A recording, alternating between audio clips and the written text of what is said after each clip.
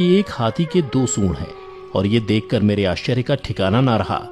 फिर अर्जुन ने बताया कि हे वासुदेव, मैंने एक पक्षी को देखा जिसके पंखों पर वेद की ऋचाएं लिखी हुई थीं। वह मरे हुए जानवर का मांस खा रहा था। फिर अर्जुन के बाद भीम ने भी श्री कृष्ण को बताया कि हे कृष्ण, मैंने देखा एक गाय ने बछड़े को जन्म दिया है, और जन्म के बाद वह बछड़े को इतना चाट रही है कि बछड़ा लहूलुहान हो गया, जिसे देखकर मैं हैरान हो गया। भला कोई माता अपने बच्चों के साथ ऐसा कर सकती है? उसके बाद श्री कृष्ण ने सहदेव से पूछा, सहदेव तुम बताओ, तुमने वन में क्या देखा?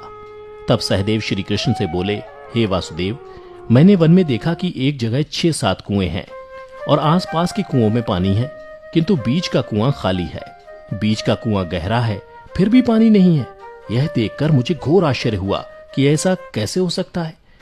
उसके बाद नकुल ने कहा, हे नारायण, जब मैं वन में भ्रमण कर रहा था तो मैंने देखा कि एक पहाड़ के ऊपर से एक बड़ी सी शिला यानी पत्थर लुढ़कती हुई आती है और कितने ही वृक्षों से टकराकर उनको नीचे गिराते हुए आगे बढ़ जाती है, परंतु उस विशालकाय पत्थर को कोई भी वृक्ष उसे रोक ना सका। इसके अलावा वह शिला कितनी ही अन्य शिलाओं के साथ टकराई, पर फिर भी वह रुकी नहीं। अंत में एक अत्यंत छोटे पौधे का स्पर्श होते ही वह स्थिर हो गई। फिर युधिष्ठिर श्री कृष्ण से बोले, हे वासुदेव, हम 5 भाइयों ने जो कुछ भी वन में देखा वो आपको बता दिया, कृपया कर इसका अर्थ बताइए। तब श्री कृष्ण ने युधिष्ठिर से कहा, हे धर्मराज, जैसा कि आपने कहा कि आपने 2 सूंड वाला हाथी देखा, जिसका यह अर्थ हुआ कि कलयुग में ऐसे लोगों का राज होगा जो बोलेंगे कुछ, करेंगे कुछ। कलयुग के शासक अपनी प्रजा की सभी तरह से शोषण करेंगे। उनके मन में कुछ और होगा और दिखावे के लिए कुछ और करेंगे। अर्थात कलयुग में शासकों के लिए आम लोगों का कोई महत्व नहीं होगा, वो बस राज करने के लिए शासक होंगे। फिर श्री कृष्ण अर्जुन से बोले, हे धनंजय, जैसा कि तुमने देखा कि एक पक्षी के पंख पर वेद की ऋचाएं लिखी हुई थीं, लेकिन वह मरे हुए जानवर का मांस खा रहा था, जिसका अर्थ ये हुआ कि कलयुग में ऐसे लोग होंगे जो बड़े ज्ञानी और ध्यानी कहलाएंगे, किंतु उनके आचरण राक्षसी होंगे। कलयुग में लोग पंडित और विद्वान कहलाएंगे, किंतु यह विचार चलता रहेगा कि कोई मरे और उसकी सारी संपत्ति उसके नाम हो जाए।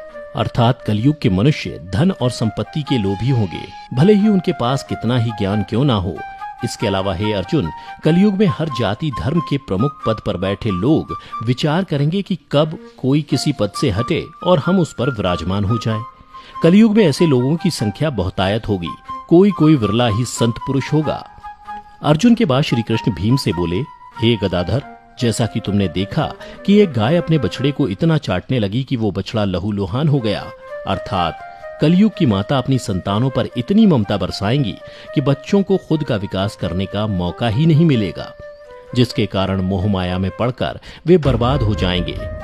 इसके अलावा किसी का बेटा घर छोड़कर साधु बनेगा तो हजारों व्यक्ति दर्शन करेंगे, किंतु जब मनुष्य का अपना बेटा साधु बनेगा तो रोएंगे कि मेरे बेटे का क्या होगा।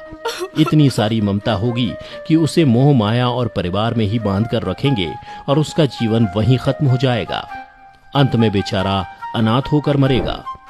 भीम जब श्री कृष्ण के जवाब से संतुष्ट हो गए, तब भगवान श्री कृष्ण ने सहदेव से कहा, सहदेव, जैसा कि तुमने बताया कि तुमने वन में 5-7 भरे कुओं के बीच एक कुआं एकदम खाली देखा, जिसका अर्थ यह हुआ कि कलयुग में पैसे वाले अर्थात धनी लोग अपने पुत्र पुत्री के विवाह में या फिर आलीशान भवन बनाने में लाखों रुपए खर्च कर देंगे, परंतु उनके पड़ोस में ही यदि कोई भूखा प्यासा मर रहा होगा तो वह उसकी कोई सहायता नहीं करेंगे।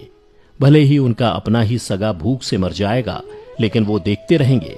इसके अलावा कलयुग में मनुष्य मदिरा, मांस, भक्षण, सुंदरता और व्यसन में पैसे उड़ा देंगे, किंतु किसी के 2 आंसू पूछने में उनकी रुचि ना होगी। हे सहदेव, मेरे कहने का तात्पर्य यह है कि कलयुग में अन्न के भंडार होंगे, लेकिन लोग भूख से मरेंगे। सामने महलों बंगलों में ऐशो आराम चल रहे होंगे, लेकिन पास की झोपड़ी में आदमी भूख से मर जाएगा। एक ही जगह पर असमानता अपने चरम पर होगी। श्री कृष्ण की बातें सुनकर सहदेव को सारी बातें समझ में आ गईं।